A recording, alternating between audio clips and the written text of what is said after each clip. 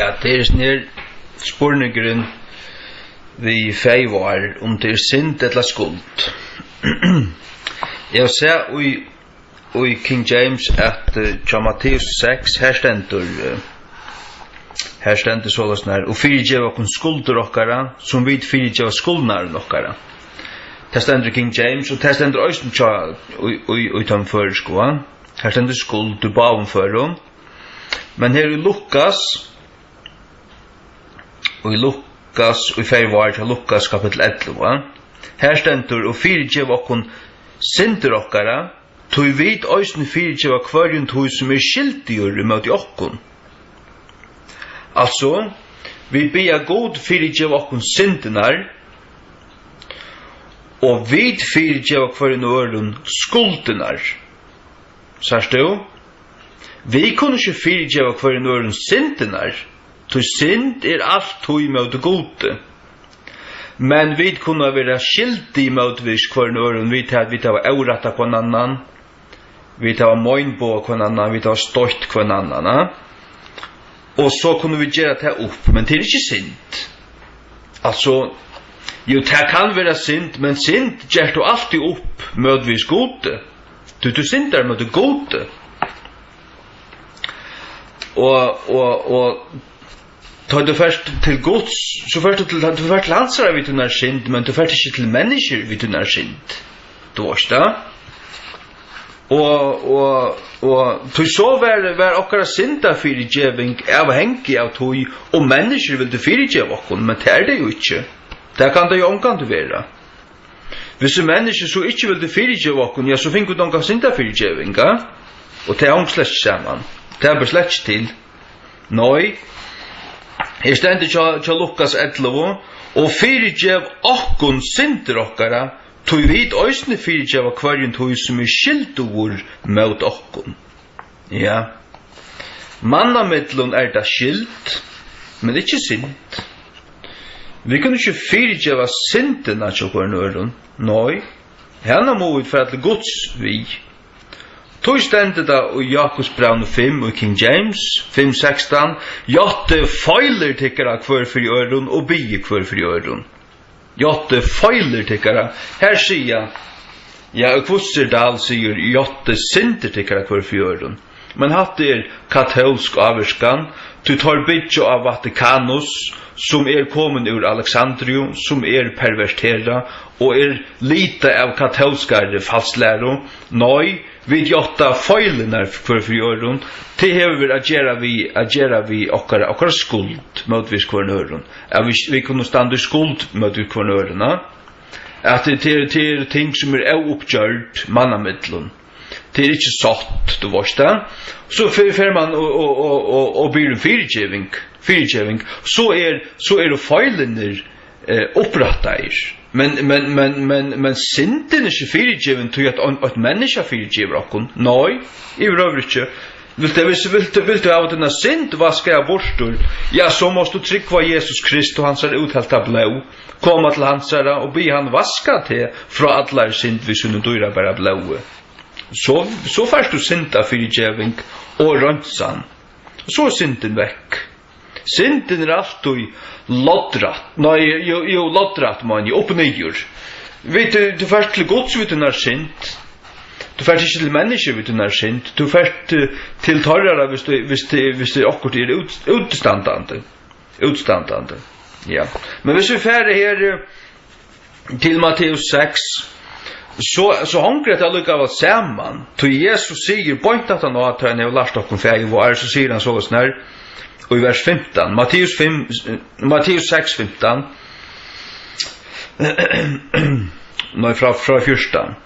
Tog omtid fyrirgeva mannen misgjerer torra, himmelske fægir tikkara, vil æsne fyrirgeva tikkun, men omtid fyrirgeva ikkje mannen misgjerer torra, og heldur vil himmelske fægir tikkara, fyrirgeva misgjerer tikkara. Sartu her stendur misgjerer, her stendur ikkje synder som så.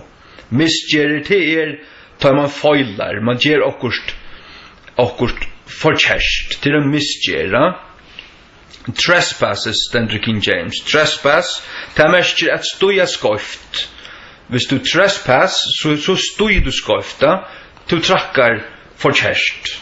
Du trackar en annan tattnar kan man säga. Så säger du, och hvis det är akkurat gal här så blir du vi kommer inte fyra jäva där. Men så är det stångt så att när ser man att hvis jag inte kommer och blir fyra jäva för att det är och du vill inte fyra jäva. Du vill inte fyra jäva öron torrara misger mot det här.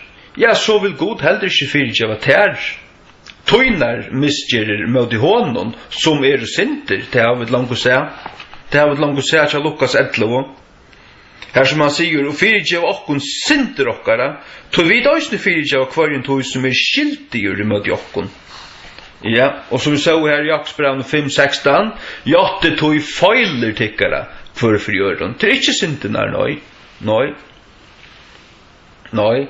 Du tar vi öjligt. Hvis en menneske ikke vil du fyrirgev okkara synder, at hvis det skulle lukka okkun ut ur himmelen, det ångsla skjerman. Jeg har hørt som folk snakka etter det som banen, at det er fullstendigt måla pukk, greit i hesten, totalan greit i hesten, nei. Hvis du hever feila og hever misbråtet det imot i øren, og tennu så og to gonger inn ut i sjálvan og du fæst til vikommande og bi vikommande fyrirgjava der. Hvis vikommande ikke vil fyrirgjava her, så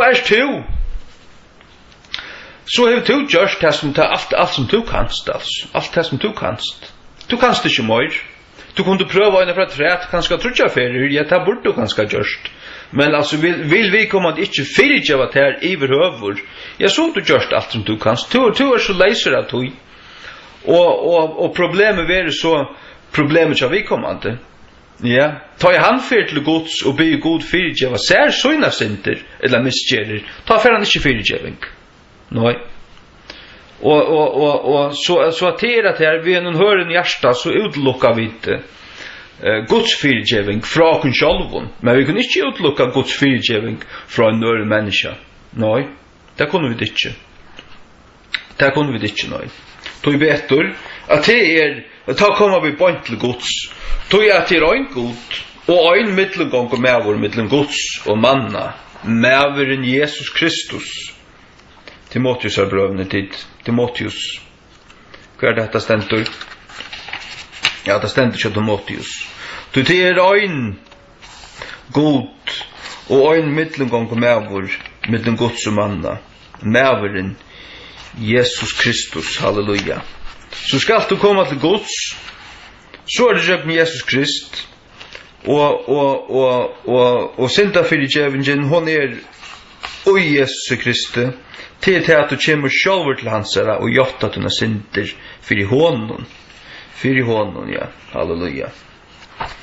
Og så hatta vil de bara vise i Jesu navn. Amen. 4 Timotheus 8:5. Du er ein god og ein middelgång og mævur middelen Guds og manna, mævuren Kristus Jesus. Sars du? Ein middelgång og mævur middelen Guds og manna. Det er bare han, og du har ikke bruk for noen øren. Du har ikke bruk for det til forbøn for å få syndene for utgjøving. Det har du ikke bruk for det. Du skal bare komme til Jesus Krist. Og det er noe som jeg alltid er ofte misbrukt.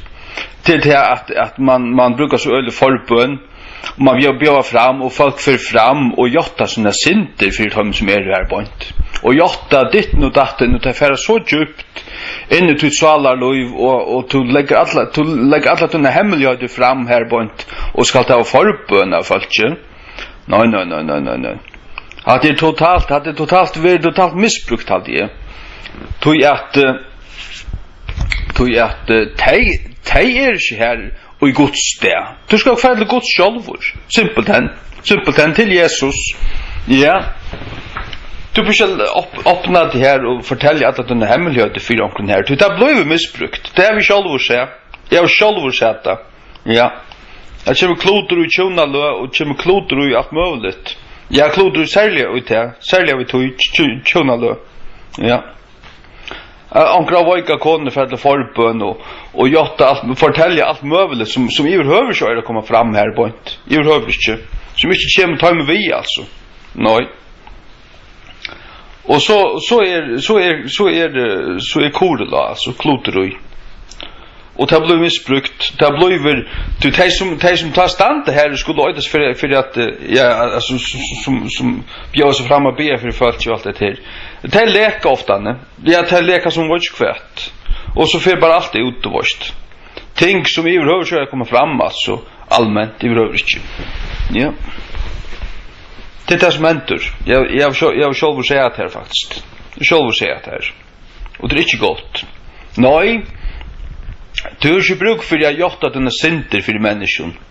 Och du har inte bruk för att onkel annar ska be för det här för att du ska få synda för givning. Så du onkel trygg. Så är du en trygg. Om du baserar på förbönnar från öron. Det nyttar inte. Alltså du måste känna sattmalan. Du måste känna fyrirgevingina og nøyina i Guds hjärta. At du øyer fyrirgeving. Ta du jottar, så synden vekk, kunne vaska. Tu Jesu blau langt uthelt, og det betalningen for denne synd. Og ta du kommer til Jesus, så blir han vaska det. Så gjør han det. Og så er det evig steg. Ja.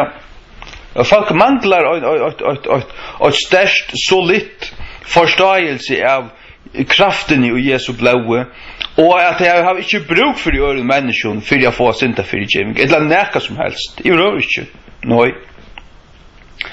Altså, at her, vi at her bia for sjukon, og hvis det feilar okkur, hvis du hever alvorliga tropeløkka vi har en til øren, eller at du er deprimera, eller kvært var det. Ja, så først at du forbøn, og ganske øyne eller tvei bia for der, men det bør ikke være forbøn for hver jo nikk og prikk. Hver jo nikk og prikk, det er det som er suttje, og at det blir misbrukt som er veit ikke kvært. Ja.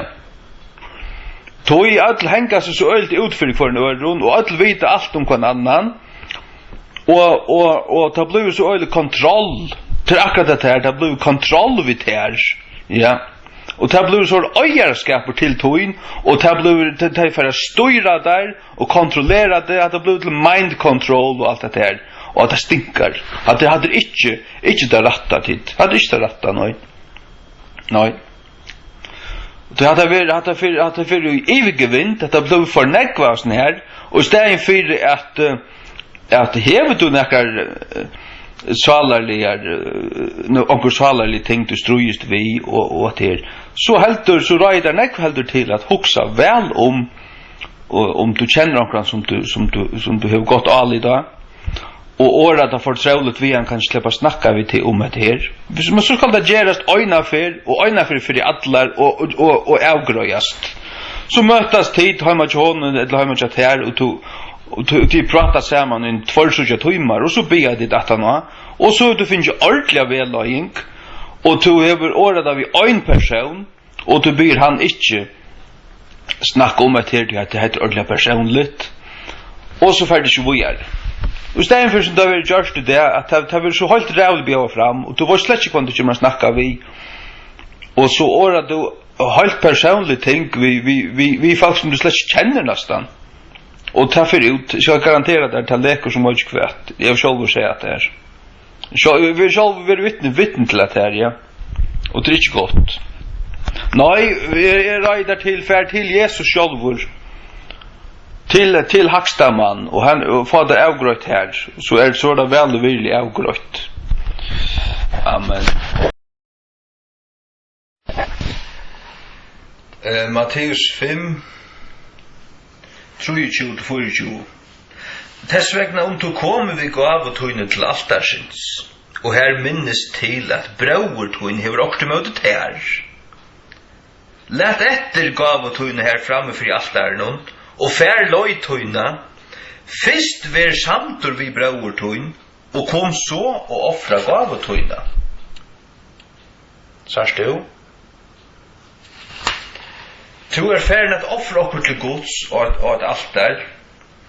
Hette sånn Jesus tås av jødene, så som tar kjent og tar til vårt tempel vær her, tar for inn i tempelet og offra og alt det forskjellige. Bæg som loven finskriva i, og østene frivillige gaver og så videre. Men her stender det at hvis du kommer ut tankar om det at brauer du never okkur møtet her, så er du leta gavuduna litja her, og to, øyra færa til braurduin, og vera samtur vi han, eller hvordan røyna vera samtur vi han. Det stender ikke her at to hever nekka møte honom, men han hever nekka møte ter. Så skal du leta gavuduna litja her framfor altaren, og færa løytuna og vera samtur vi braurduin, og så kom offra gavuduna. Så alvorligt er at her vi fyrirgjevingene, mannamiddelmøysene, at vi og i öllum fyrir gjerra alt det som vi kunne fyrir okkara part. Fyrir okkara part, ja. Og hvor heldur du man gjerra det her? Men jeg heter her, som det ser ut fra Jesus sammenhengen her, så er det sånn her personen her avskildur. Han er ikke møtt nøkker, men han vet til at en braur hever okkur møte sær. En braur hever ikke ilt av tæra. Og han er okkur møte der, altså. Okkur møte der. Du varst av du. Og til at han er okkur møte tær, det er ikke hans problem, men det utlukkar han fra gode. Og poenget nere må jeg vel sagt hans være til at du første braur du for jeg hjelpa honom først, og så kommer du til gods vi tunner gav. Ja. Hatt at det er tid, hatt så at det er ikke avviktot at vi semjast mannamidlen så vidt gjørligt, det skriver Paulus, så vidt som det stender til opp til tekkun, leve og frie vi atler menna, så vidt som vi kunne, så skulle vi leve og frie vi atler menn, men det er ikke alltid til møveligt. Det er ikke alltid til møveligt. Jesus levde ikke frie vi atler menn. Her var det nekver som ikke tolte søgn av noen. Fariseerne og saddukeerne til dømes. Orskars fyrir noen. Men det er det Jesus sier, «Voi tikkun, ta i atler menn tala vel om tikkun». Hvis jeg atler menn tala vel om til, ja, så er det ikke sagt, så er det ikke gjørst, så er det ikke mening. Du er ikke uttala om nekka som helst. Du stender onka stedne, du er saltleisur, du er ljósleisur, du er onka mening, du er ikke sagt. Du er nøyder til at sia sannløygan, og så må det bare tekast herfra. Så må få ilt av der, ja, det er bare så. Ja.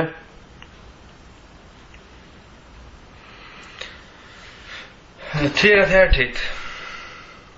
Så stender her i næsta verset, semst vi møtstøv man tøyn skjøtlige, medan du erst av veien vi hånden, at ikkje av nøkron sinne møtstøv med avren, gjeve te opp til dømarans, og dømaren gjeve te iver til tjenestemansins, og to vil kaste av inn i fångsel. Sørst du? Hatt hvis det er okkur utstandade vi omkran, og to ikke gjerst det som to kanst. Du vet, det stender i fortsettelse av det som vi løser Johanne, at om to varst at andre har okkur møtet her, en braur, braur til er okkur møtet der. Han har okkur møtet her. Du har ikke møtet honom, nei. Men du varst at han har virkelig problemer av det her. Så er det at gjøre det som du kanst. Du er å vise at det rette sinnelei at du er villig til at det skal være godt. Du er villig å fyrirgjeva, eller du retter gusser håndene ut. Om du så ikke sier retter noen håndene, eller vise noe blutt egna bra, at du har ikke møtt i hånden. Du skal ikke ha noe møtt i hånden. Nei. Om han så blir vi at han har noe møtt her, så er det hans problem. Da kan du ikke gjøre noe vi. Nei. Men så stender det semst vi møtstå man tøyn skjøtlige, så skjøtt som du kanst, røyn hvordan det som du kanst, medan du erst av veien vi hånden. At ikke av nøkron sinne møtstå med averen djeve til opp til dømarans. Ja. Fyrir at ikke tann som du ikke erst sotter vi skal djeve til opp, lukka som akkæra det framfor god, ja. Akkæra det djeve til opp, och kanske sekt eller skuld ver funnen chat här och to ta ver funnet det och to är slächt han fullkomlig aussätte pastor korten. Det tar ganska kött vara. Det kan så kött vara. Men här är det här och jag tror det sammanhangen att det troblagar i mittenfolk. Ja men voice to Alla villighet. To visar ju alla för att jag ska da komma till det sämjast. Ja så är det viljer till det. Och ja men så är problemet så hinnon, hvis det inte vilja. Så är det torra problem. Men problemet må bara omkande vara kött här. Det här som jag vill. Det här som jag vill hen. Vis ner. To är det vara viljer till att sämjast.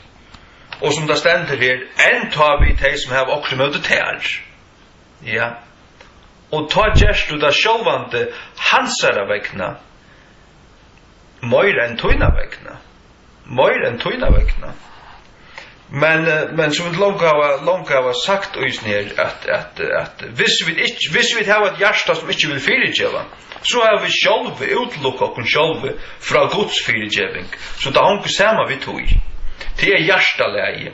Det är inte ändliga till att du färst, alltså du slavist och nöjd pojnet till att fära in till kväll peripel som du vorst har något emot där. Det är inte här akkurat. Men det är till att du har hjärtaläge. Att ska det komma här till, ja så är du inte han som inte vill sattast och fyrirtja och allt det. Det är det som är till akkurat det här. Amen. Men jag håller det och jag för att vi först alltså sämst vi motstår man till en fjällkliga men du är vi honna vännerna. Ja, alltså jag håller det att Onko du må bara sämjast om det att vi till lukka till att det bästa är att vi inte är då samman. Alltså nu menar jag till dömes menar jag det för suntur alltså. Alltså oj alla menar det vara samman, skuldar tvinkast samman.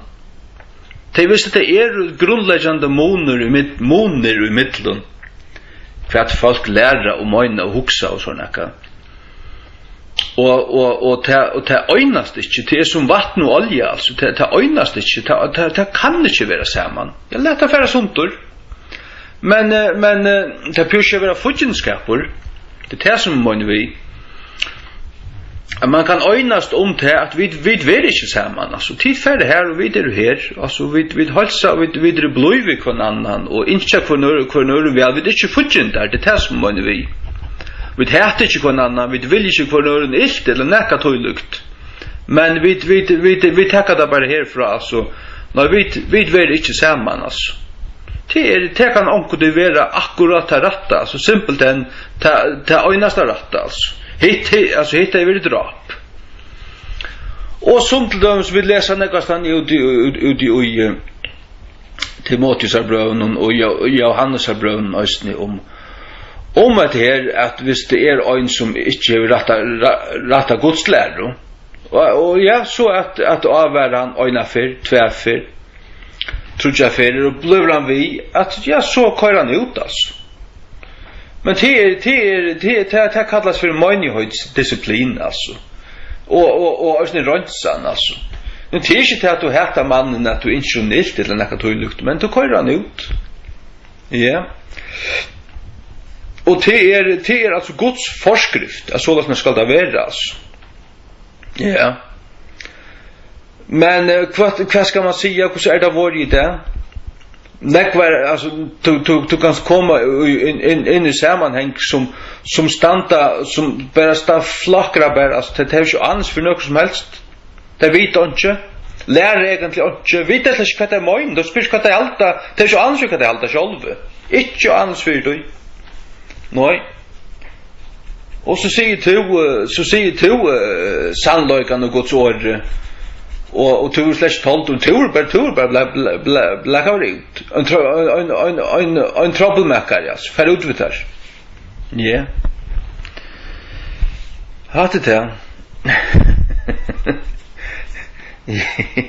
ja nej jag vet inte